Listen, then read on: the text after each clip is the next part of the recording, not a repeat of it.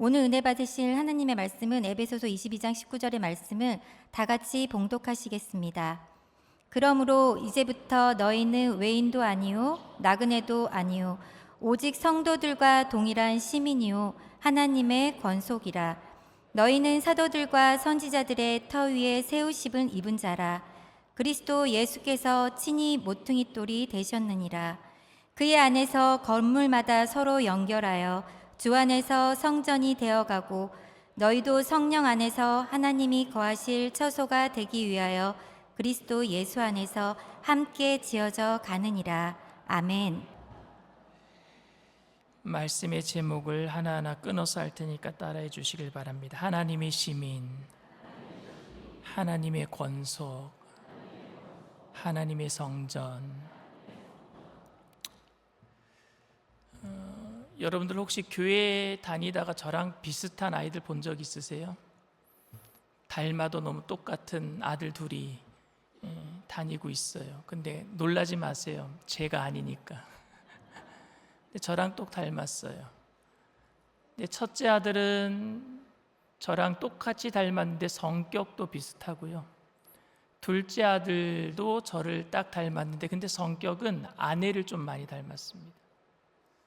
첫째 아들은 아프면은요, 아프다고 얘기해요. 제가 아픈 걸 못 참아요.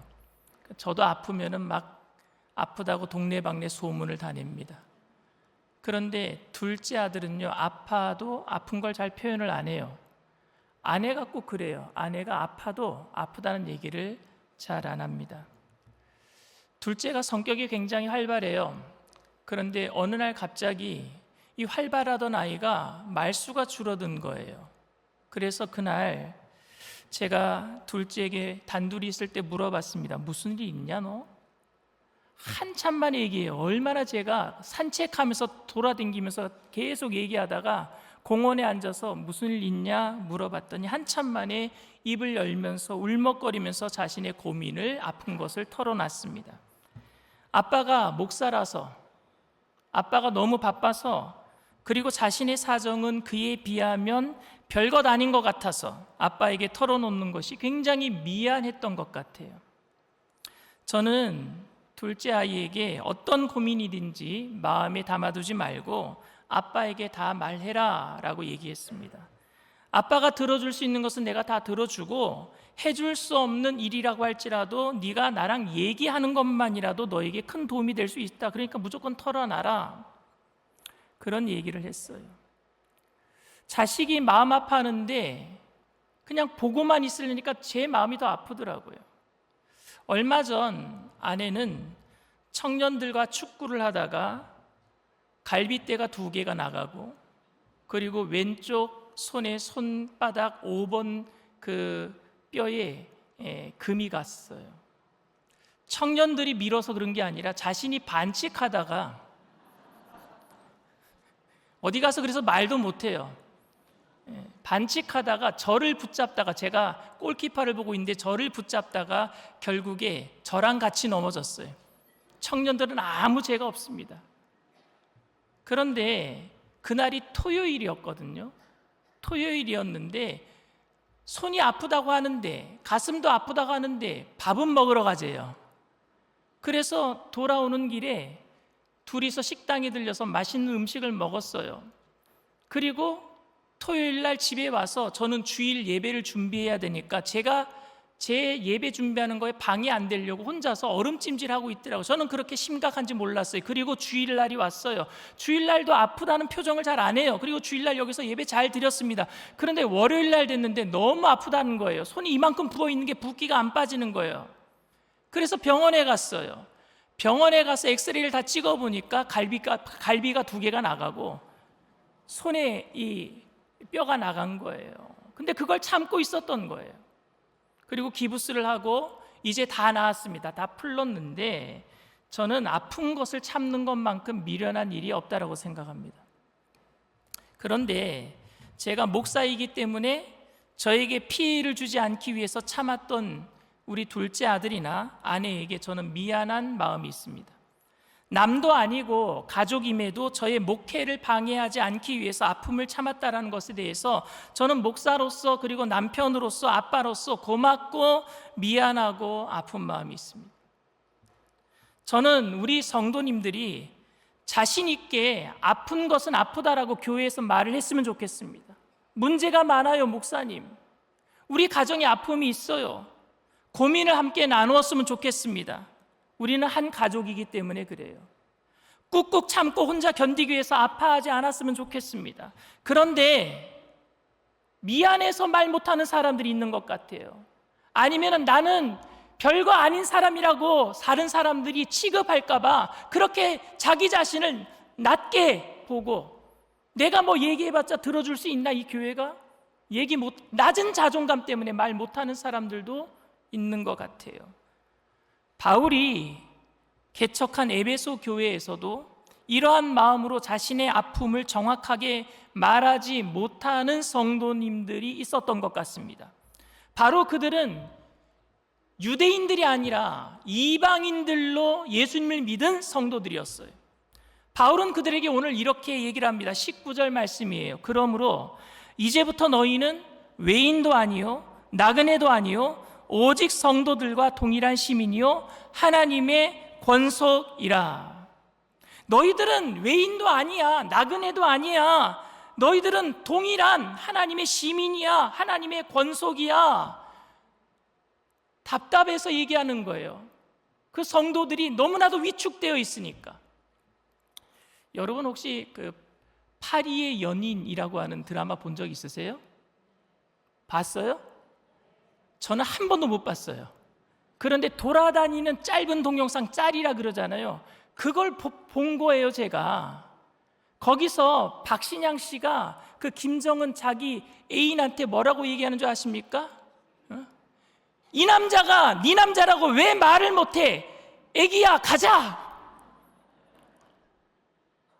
그런 답답한 심정을 가지고 지금 사도 바울이 에베소 교인들에게 너희들도 하나님의 자식들이라니까 라고 얘기를 하고 있는 거예요.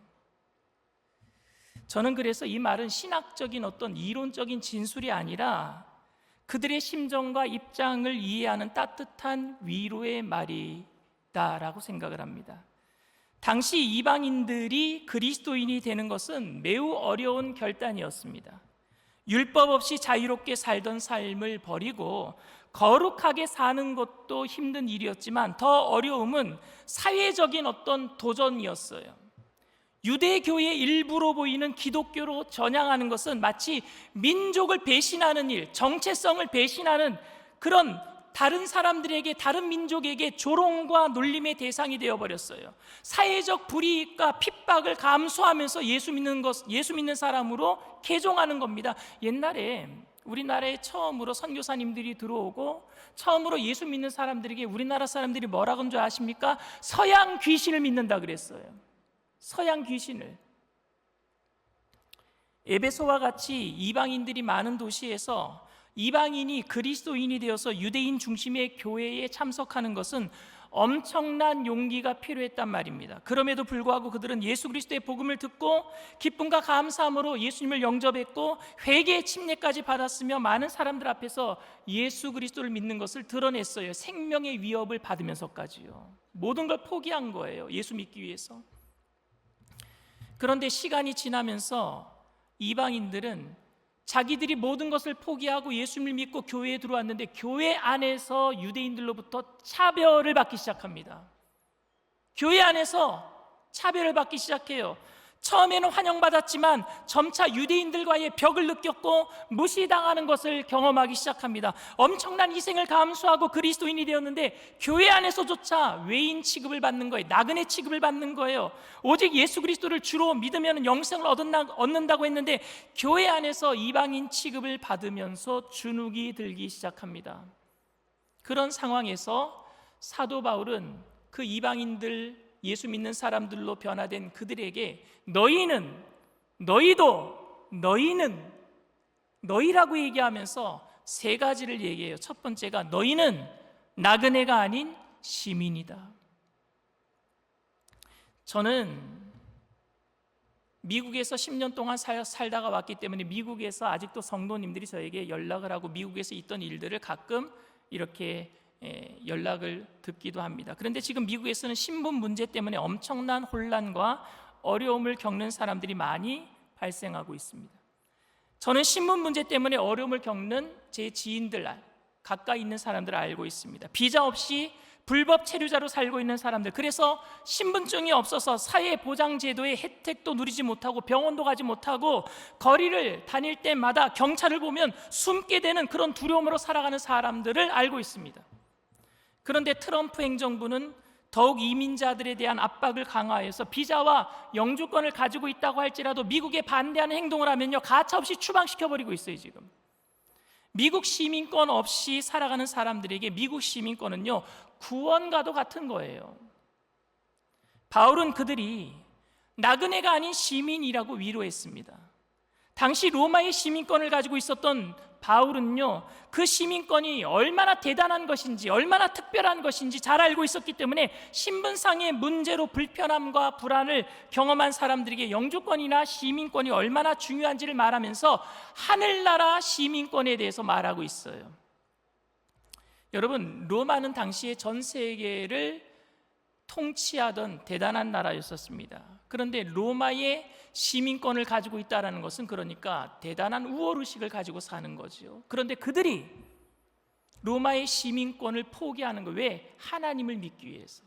왜냐하면 로마 귀족이 하나님을 믿으면은요, 귀족이 된 것을 박탈당하는 거예요. 지위를 박탈당해요. 그리고 평민이 되고 맙니다. 근데 그들이 로마 시민권을 포기하면서까지 하나님 나라 시민이 더 중요했기 때문에 그렇게 예수를 믿은 거예요. 그런데 그들이 로마 시민의 긍지와 자랑을 포기하고 하나님 나라의 시민 되는 것이 좋아서 예수를 믿기 시작했는데, 그런데 교회에 들어왔더니 유대인들이 그들을 무할례자라고 무시하기 시작합니다. 차별하기 시작합니다. 요즘 말로 말하면은요, 세상에서 잘 나가던 사람이 예수를 믿기로 하고 교회에 나왔는데, 교회에 나왔더니 교회 사람들이 무시하는 거예요. 아무것도 아닌 교회 사람들이. 자기가 생각하기에는 내가 세상에서 떵떵거리고 살던 사람인데, 나와 비하면은 교회 나오는 사람은 별것도 아닌데 이 사람들이 나를 무시해, 이렇게 된 거예요. 그러니까 사도 바울은, 야, 너희들이 가지고 있는 로마 시민권이 원래 대단한 거였잖아. 그래서 교회에서 너희들을 차별하는 사람 별것도 아니야. 그러니까 억울해하지 마, 마음 쓰지 말어, 이렇게 얘기하지도 않았어요. 그렇다고 너희들이 아직까지 로마 시민권을 포기하지 않았으니까 로마 시민권을 가지고 있잖아, 그 로마 시민의 긍지를 가지고 살아, 이렇게 얘기하지도 않았어요. 오히려 바울은 그들에게 말하기를, 이런 상황일수록 우리가 하나님 나라의 하늘나라의 시민인 것을 잊지 말자라고 당부하고 있습니다. 바울은 그들이 절대로 나그네도 아니고 외인도 아니라 사도들, 순교자들, 그리고 위대한 믿음의 동역자들과 마찬가지로 하나님 나라의 시민이라고 말하고 있는 것입니다. 사도 바울은요, 빌립보서에서 우리의 시민권은 하늘나라에 있다라고 말하고 있습니다. 빌립보서 3장 20절 말씀입니다. 그러나 우리의 시민권은 하늘에 있는지라 거기로부터 구원하는 자 곧 주 예수 그리스도를 기다리노니. 아멘. 바울은 그들에게 이방인이면서 로마 시민권을 가지고 있으면서도 그것을 포기하고 예수를 믿은 사람들에게 로마의 시민권이나 그리고 너희들을 차별하고 무시하고 있는 유대인들의 신분보다 더 중요한 것은 하나님 나라의 시민 되었다라는 사실임을 기억하자라고 당부하고 있습니다. 오늘 우리가 이 땅을 살아갈 수 있는 힘은 대한민국 시민권자 아니면 미국 시민권자 그런 게 아니라 우리는 하늘나라의 시민임을 잊지 말게 되기를 바랍니다. 그래서 이 땅을 이길 수 있는 거예요. 그것이 우리에게 가장 큰 위로가 되는 줄 믿습니다. 두 번째로 사도 바울은요, 너희들은 하나님의 권속이다 그랬어요. 하나님의 가족이다 라는 얘기입니다. 이방인들은 예수님의 은혜를 알고 감격했지만 유대인들은 종교적인 우월의식을 가지고 그들을 짓눌렀어요. 그러다 보니까 교회 안에 들어와서 갑자기 주눅들기 시작하는 겁니다. 그들은 유대인들 회당에서 유대인들끼리 뭐라고 얘기했느냐? 자랑스럽게 나는 아브라함의 자손이야, 나는 모세의 후손이야, 우리의 족보에 다윗이 있어, 이렇게 자랑하는 거예요. 족보 얘기하면서. 이방인들은 그 얘기에 끼어들지도 못합니다. 이방이니까. 마치 입양된 자식들처럼 주눅들기 시작했어요. 유대인들은 하나님의 친자식인 양 목에 힘을 주었고, 이방인들은 입양된 자식인 것처럼 느낌을 받고 있는 것입니다. 이런 소외감과 위축감은 오늘날 교회에서도 발견됩니다. 교회에 새로 오신 분들은 자신이 교회의 가족이라고 느끼기보다는 교회의 객이라고 생각하여 손님이라고 생각하는 거예요. 여러분, 이것을 양자 컴플렉스라고 얘기합니다. 나는 입양된 것 같아. 교회에 와도 사랑이 없어. 나는 그냥 소 닭 보듯이 사람들이 쳐다봐. 하나님이 모든 사람을 사랑한다라고 생각하지만 더 열심히 있고 헌신하는 사람들을 더 사랑하실 것 같고, 나처럼 믿음 없는 사람 기도보다는 목사님처럼 믿음이 좋은 사람이 기도하면 하나님이 들어주실 것 같고, 그래서 저한테 기도해달라고 하는 사람들이 많아요. 제 기도는 안 들어주실 것 같고 목사님이 기도하면 들어주실 것 같다라고. 정말 그렇습니까, 여러분? 하나님이 안타까워하시고 속상해하시는 것이 바로 우리가 이런 생각을 가지고 있다라는 거예요. 이런 마음을 가지고 주눅들어 있는 이방인들에게 사도 바울은요, 하나님의 마음을 전하고 있어요. 너희가 이방인이 아니야. 너희가 늦게 믿었다고 할지라도, 이방인들이 아닌 유대인들은 일찍 예수님을 믿었다고 할지라도 모두 다 똑같은 자식입니다 라고 얘기하고 있는 거예요. 하나님의 가족이에요.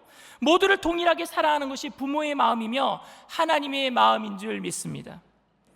그래서 로마서 8장 15절에 사도 바울은 이런 얘기를 합니다. 너희는 다시 무서워하는 종의 영을 받지 아니하고 양자의 영을 받았으므로 우리가 아빠 아버지라고 부르짖느니라. 여러분, 로마서는 로마에 있는 예수 믿는 기독교인들에게 사도 바울이 쓴 편지가 로마서입니다. 근데 거기에는 로마 사람들 중에서 개종한 그리스도인이 된 이방인들도 있었을 것이고, 그 교회 안에는 원래 유대인으로서 개종해서 예수님을 믿는 사람들도 있었어요. 그런데 둘 다 유대인이든지 로마 사람이든지 헬라 사람이든지 이방이든지 다 양자의 영을 받았대요.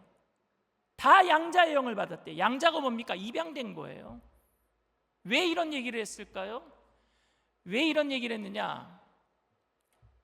우리는 원래 죄로 인해서 죄의 노예가 되었었어요. 아담과 하와가 원죄를 지음으로 인해서 태어나는 모든 사람들은 다 죄를 갖고 태어나게 되어 있습니다. 죄의 노예였어요. 그런데 예수 그리스도께서 십자가를 통해서 보혈을 흘려주시고 값주고 우리를 사신 줄 믿습니다. 그러니 하나님 나라에 그 피값으로 양자 삼아서 입적했단 말입니다. 생명록에 기록해버렸어요. 그러니 모두 다 양자가 된 거죠. 유대인들도 죄의 노예였었고 우리들도 죄의 노예였었는데 예수 그리스도의 피로 값주고 사서 하나님 나라에 양자 삼아주신 줄 믿습니다. 그런데 유대인들은 자기네들은 친아들인 양, 원래부터 죄를 안 지은 양, 원래부터 율법 잘 지키고 하나님의 백성이 된 양, 다른 사람들을 차별했어요. 그러다 보니까 그런 차별 때문에 우리들도 주눅드는 거예요. 아, 정말 그런가 보다. 유대인들이 차별하니까 유대인들의 하나님이었거든요. 유대인들 중에서 예수님이 나왔잖아요. 그러니까 그들이 믿는 예수님이 유대인들을 위한 예수님이었나 보다 주눅들기 시작합니다. 그래서 그들이 이런 생각을 하는 거예요. 우리보다 유대인들을 더 사랑하나 보다. 하나님은 우리들보다 유대인들을 더 사랑하나 보다. 이런 비교의식이 교회 안에 있어요. 하나님이 목사님을 더 사랑하시는 보다. 하나님이 장로님이나 권사님을 더 사랑하시나 보다. 하나님이 교회에서 8시간 이상 기도하는 사람을 더 사랑하시나 보다. 아니요, 하나님이 우리 모두를 사랑하시는 줄 믿습니다. 부모에게 가장 아픈 말이 뭔지 아십니까? 엄마 아빠는 나보다 형을 더 사랑해. 엄마 아빠는 나보다 동생을 더 사랑해. 이런 말을 들으면 부모의 마음은 아파요. 그래서 사도 바울은 아니야, 너희들도 똑같은 하나님의 자식이야 말해주고 싶었어요. 바울이 이방인들에게 너희도 하나님의 가족이야, 권속이야, 그 한 말은 하나님께서 너희도 내 자식이야 라는 말을 하고 있다는 사실입니다. 우리 모두 다 하나님의 자녀인 줄 믿습니다. 이 세상을 살아갈 때에 이 땅에 살지만 이 땅에 속하지 않은 하나님 나라의 자녀로서 힘있게 위로받고 살게 되기를 부탁을 드립니다. 세 번째로 사도 바울은요, 너희는 하나님의 성전이다 라고 얘기를 합니다. 바울이 세 번째로 성전이라는 이미지를 사용을 했습니다. 성전은 여러분 하나님이 거하시는 곳이에요. 유대인들은요, 예루살렘 성전이 하나님이 계신 곳이라고 믿었어요. 특별히 예루살렘 성전 안에는 지성소가 있었고, 지성소 안에는 여러분 법궤가 있었어요. 그 법궤가 바로 하나님이 계신 곳이라고 생각을 한 겁니다. 오직 택함 받은 사람들만 성전에 들어갈 수 있었고, 그 지성소는요 정말로 1년에 한 번 대제사장이 한 번 들어갔다 오는 곳이에요. 이방인들은 한 번도 성전에 들어가 본 적도 없고, 성소나 지성소는 더더욱 들어갈 수가 없었어요. 왜냐하면요, 이방인의 뜰이 있어갖고 담벼락을 쳐놓고 못 들어오게 한 거예요. 너희들은 여기까지, 너희들은 들어와서 안 돼, 부정타. 왜냐? 이방인들이니까, 할례 받지 않았으니까, 무할례자들이니까. 오늘날로 얘기하면은요, 성전 안에서 예배 드리는 사람 따로 있고, 주차장에서 저쪽 바깥에서 예배 드리는 사람 따로 있는 거예요. 그들은 못 들어오게 한 거예요. 이방인의 뜰이라고 해서 성전은 넓게 지었어요. 많은 사람들이 와서 예배 드릴 수 있기는 했어요. 그런데 못 들어오게 한 거예요. 어느 정도 선을 딱 지켜놓고. 그러니 이방인들은 성전을 구경도 못했습니다. 성전이 어떻게 생겼는지도 몰라요. 성전에 대해서 너무너무 생소했어요. 그런데 예수님께서는요, 헤롯 대왕이 이스라엘 백성들에게 환심을 사기 위해서 46년 동안 지어준 헤롯 성전이 있거든요. 솔로몬 성전이 망가지고 스룹바벨 성전이 망가지고 스룹바벨 성전 이후에 이스라엘 백성들을 위해서 헤롯이 지어준 성전을 헤롯 성전이라고 그러는데, 그걸 46년 동안 지었어요. 어마어마하게 크게 지은 거예요. 그게 무너지고 지금 통곡의 벽이 남아있는 거예요, 이스라엘에. 그런데 그 헤롯 성전 앞에서 예수님이 무슨 말씀을 하신 줄 아십니까? 이것을 허물어 버려라. 내가 사흘 만에 다시 일으키리라. 요한복음 2장 19절 말씀입니다. 예수께서 대답하여 이르시되 너희가 이 성전을 헐라. 내가 사흘 동안에 일으키리라. 이거는 예수님이 십자가에서 죽으심, 내가 성전이라는 거예요. 예수님이 성전이라는 거예요. 그리고 너희들이 나를 죽이면, 나를 무너뜨리면 내가 사흘 만에 부활하리라, 이 얘기예요. 예수님이 성전이신 줄 믿습니다. 이 성전은 바로 예수님을 가리키는 거예요. 바로 이 예수님을 바울은요, 성전일 뿐만이 아니라 주춧돌, 모퉁이돌, 코너스톤이라고 오늘 성경에 기록하고 있습니다. 그리고 모든 성도들이 그 주춧돌에, 모퉁이돌에 연결되어져서 성전으로 지어져 간다라고 얘기를 하고 있어요. 이제 모든 사람들이 예수님 때문에 성전이 된 줄 믿습니다. 이방인들도 성전이 되는 거예요. 베드로 사도는요, 우리가 산돌같이 신령한 존재가 되어 신령한 집으로 지어져 가고 거룩한 제사장이 된다라고 베드로전서 2장 5절에 얘기합니다. 다 같이 읽습니다. 너희도 산돌같이 신령한 집으로 세워지고 예수 그리스도로 말미암아 하나님이 기쁘게 받으실 신령한 제사를 드릴 거룩한 제사장이 될지니라. 이는 우리가 모두가 담대히 하나님 앞에 나아갈 수 있는 것을 이야기하고 있고, 하나님이 우리 안에 거하신다라는 의미입니다. 바울은 이방인도 하나님의 성전이라고 말을 했습니다. 모퉁이 돌이신 예수님과 연결되어 있으면 모든 사람이 하나님 안에서 성전이 되는 줄 믿습니다. 우리의 연약함과 제약에도 불구하고 우리 안에 예수님이 계시기 때문에 성전이에요. 그러니 여러분, 죄 지은 사람들 속에서도 무엇을 봐야 되느냐? 예수님이 계시다라는 것을 봐야 되고, 이래서 그 사람도 성전이구나, 그렇게 해서 우리가 받아주는 거예요. 우리의 거룩함이나 깨끗함 때문에 예수님이 우리 안에 계시는 게 아니라, 죄짓고 못났음에도 불구하고 주님은 우리와 함께 계시는 줄 믿습니다. 그러니까 날마다 죄를 짓자라는 얘기가 아니라, 그렇기 때문에 거룩한 예수님을 닮아가자는 얘기예요. 그럼에도 불구하고 주님은 우리 안에 계셔요. 그래서 우리가 성전이 되었듯이, 내가 미워하는 사람, 내가 시기하고 질투하고 비판하고 판단하는 그 사람 속에도 예수님이 계시는 줄 믿습니다. 그래서 그 사람도 성전인 거예요.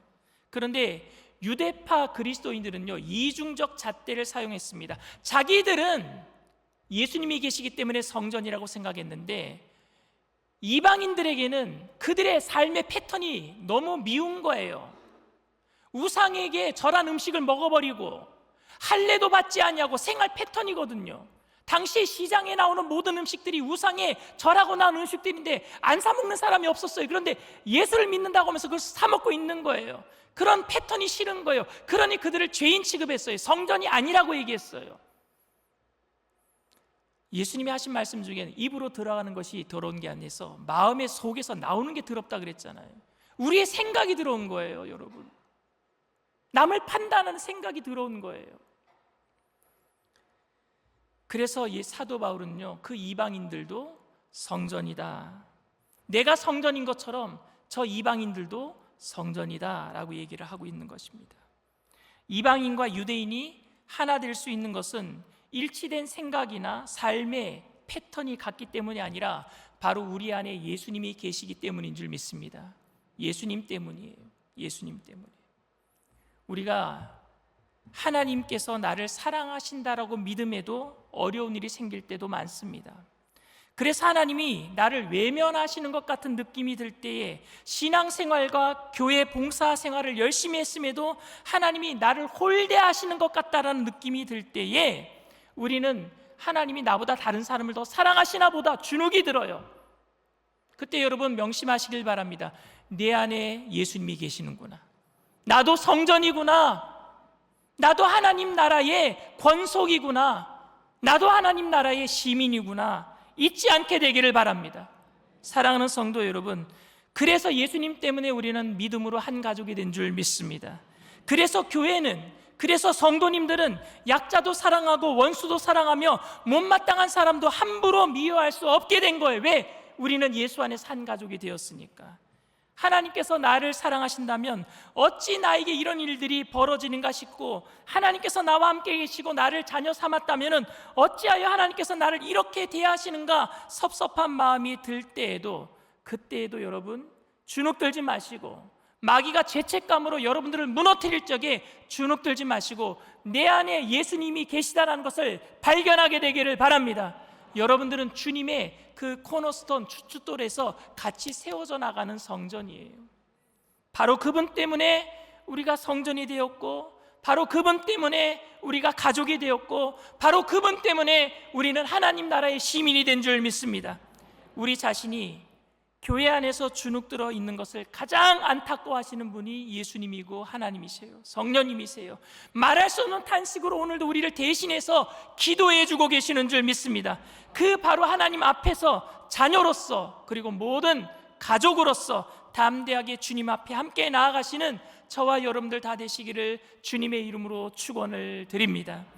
이 시간 말씀을 생각하시면서 잠시 묵상으로 기도해 주시길 바랍니다. 오늘 저희 교회에 처음 나오신 분이 계십니까? 여러분들도 우리와 한 가족이에요. 예수를 믿게 된다는 것이 얼마나 수지 맞는 일인지 모릅니다. 왜냐하면 엄청난 가족이 생기는 거예요. 예수님 때문에.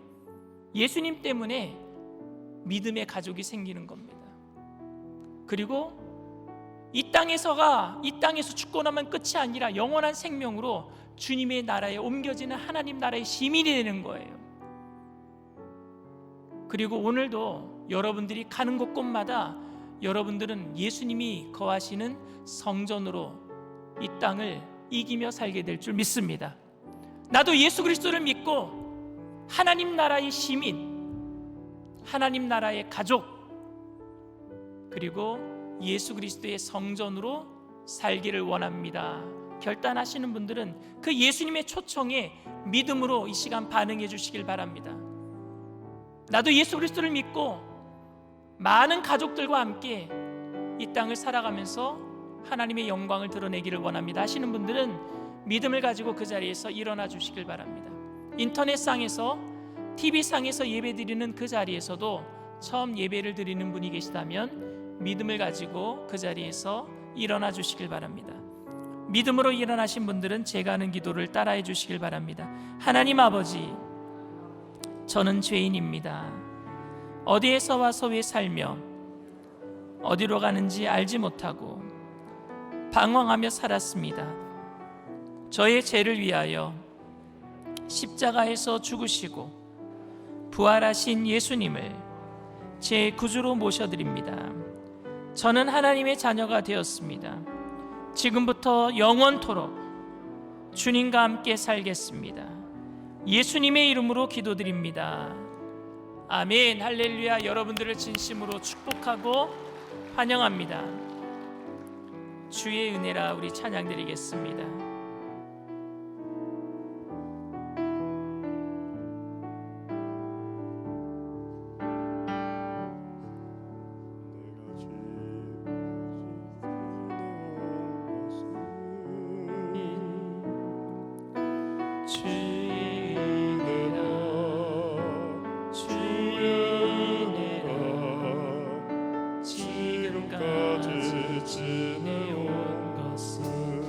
내가 지금까지 지내온 것은 주의 은혜라 지금까지 지내온 것은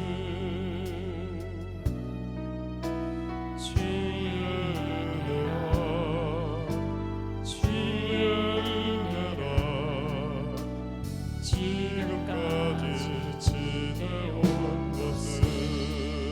은혜라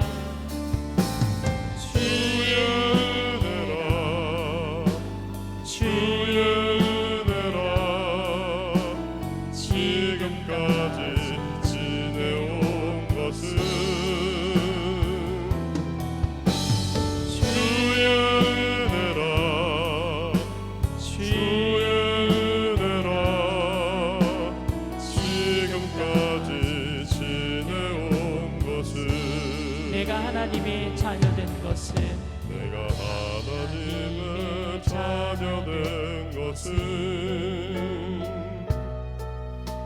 주의 은혜라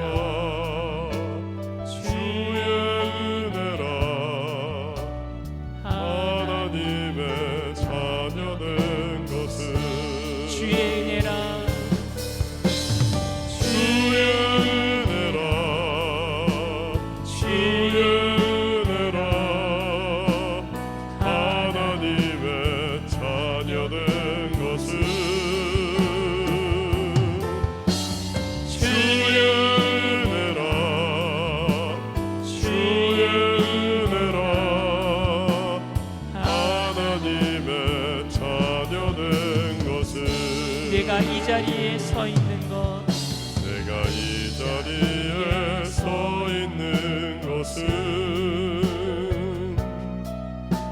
주의 은혜라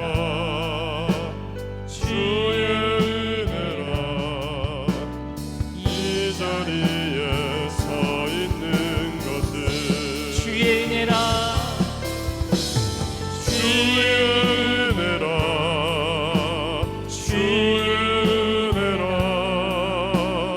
이 자리에 서 있는 것은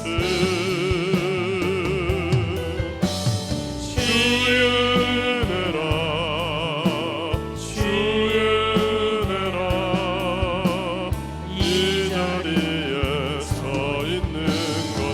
은혜라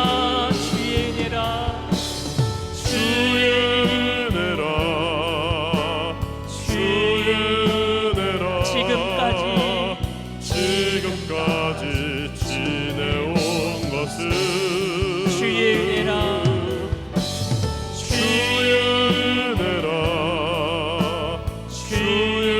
하나님의 자녀된 것 하나님의 자녀된 것은 주의 은혜라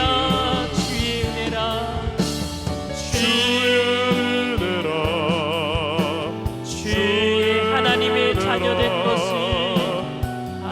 하나님의 자녀된 것은 주의 은혜라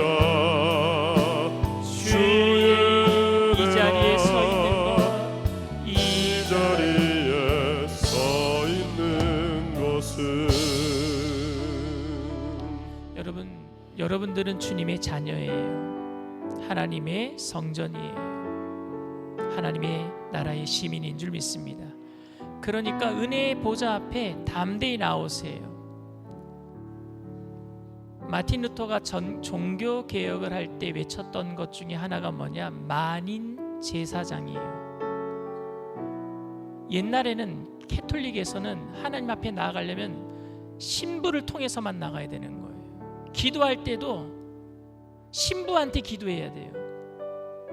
그걸 고해성사라 그러죠. 성경 그 어디에도 그런 거 없어요. 예수님이 이 땅에 오셔서 십자가를 지시고 부활하실 때에, 십자가를 지시고 돌아가실 때 휘장, 지성소와 성소를 가리고 있는 소 2마리가 양쪽에서 끌어 당겨도 찢어지지 않는 그 휘장이 위에서부터 아래로 쫙 찢어졌어요. 하나님이 찢으신 거예요. 왜? 들어오라고, 다 들어오라고. 목사를 통해서 여러분들이 기도하는 게 아니라 여러분들이 자녀이기 때문에 기도하면 하나님이 들어주실 줄 믿습니다. 주눅 들지 마세요. 마귀가 주는 죄책감에 넘어가지 마세요. 여러분들은 시민이에요. 하늘나라 시민이에요. 주님의 가족이에요. 하나님의 성전인 줄 믿습니다. 여러분들 담대하게 기도할 때 여러분들의 모든 문제 주님께서 이미 아시고 주님의 때에 아름답게 해결해 주실 줄 믿습니다. 그리고 이 나라와 이 민족을 위해서 함께 기도해 주시길 부탁을 드립니다. 정말 가족과 같은 정치인들이 나타났으면 좋겠어요. 하나님을 두려워하고 백성들을 사랑하는 마음으로 정말 가족처럼 여기고 사랑하며 섬길 수 있는 정치인들이 나와서 정말로 이 나라를 잘 받들어 섬길 수 있게 되기를 부탁을 드립니다. 그렇게 기도할 때 하나님이 응답해 주실 줄 믿습니다. 이 시간 우리 주님 3번 부르고 통성으로 간절히 기도합니다.